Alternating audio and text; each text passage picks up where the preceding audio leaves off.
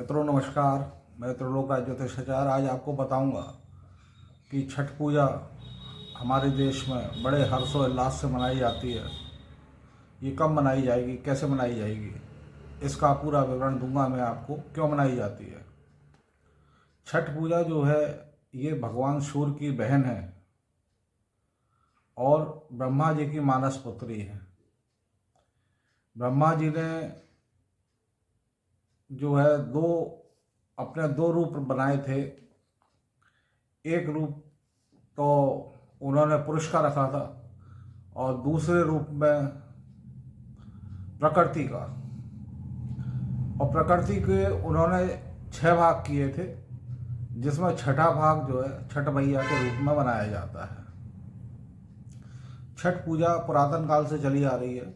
जब भगवान राम त्रेता युग में रावण को मार करके घर लौट रहे थे, तब सीता मैया ने ये कठिन व्रत किया था और उन्होंने पूजा की थी।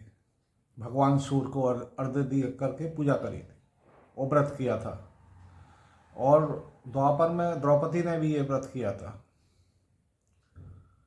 ये व्रत संतान की सुरक्षा के लिए किया जाता है, परिवार की कुल की सुरक्षा के लिए किया जाता है।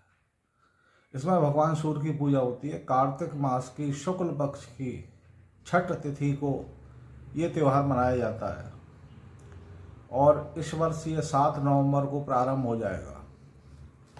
7 नवंबर को रात्रि 12:41 से ये पर्व प्रारंभ हो जाएगा और 8 नवंबर 2024 को 12:34 तक इसका कार्यकाल रहेगा। इसमें 7 तारीख को जो सूर्य भगवान को अर्घ्य दिया जाएगा वो शाम को दिया जाएगा और 8 तारीख को उगते हुए सूर्य को प्रातःकाल अर्घ्य दिया जाएगा। इसमें महिलाएं पानी में खड़े होकर के या गंगा जी में या किसी तालाब में या किसी नदी में खड़े होकर के भगवान सूर्य को अर्घ्य देती है, उनकी पूजा करती है और उनको जो भी प्रसाद होता है वो चढ़ाया जाता है। ये पर्व बिहार और झारखंड में बहुत जोर शोर से मनाया जाता है। दिवाली के छठवें दिन से शुरू हो जाता है। ये दिवाली के बाद में जो छठा दिन है वहाँ से शुरू हो जाता है। ये 36 घंटे का बड़ा कठिन व्रत होता है। छठ मैया जो है ये सूर्य की बहन है और इसकी भी कई कहानियाँ भी हैं कि एक राजा थे और उनके संतान नहीं होती थी। उन्होंने जो है संतान प्राप्ति के लिए यज्ञ कराया, पुत्रेष्ठी यज्ञ कराया। तब उनके संतान पैदा तो हो गई लेकिन वो जीवित नहीं रही। जब वो उसको लेकर के शमशान गए तो बड़े दुखी थे। उन्होंने आत्महत्या की कोशिश करी, तभी छठ मैया प्रकट हुई और उन्होंने कहा, राजन तू मेरा व्रत कर और मेरा व्रत करवाओ, मेरी पूजा करवा अपने राज्य में और तेरे बालकों को कभी कोई दिक्कत नहीं होगी, कभी कुछ ऐसा कुछ नहीं होगा। और उन्होंने छठ मैया ने उनके पुत्र को जिंदा कर दिया। राजा बहुत खुश हुआ और उन्होंने बड़े जोर शोर से मैया की पूजा करी और अपने यहाँ इस व्रत को चालू कराया। एक कहानी ये भी है, और भी कहानी है, लेकिन ये एक कहानी जो है काफ़ी सुनी जाती है।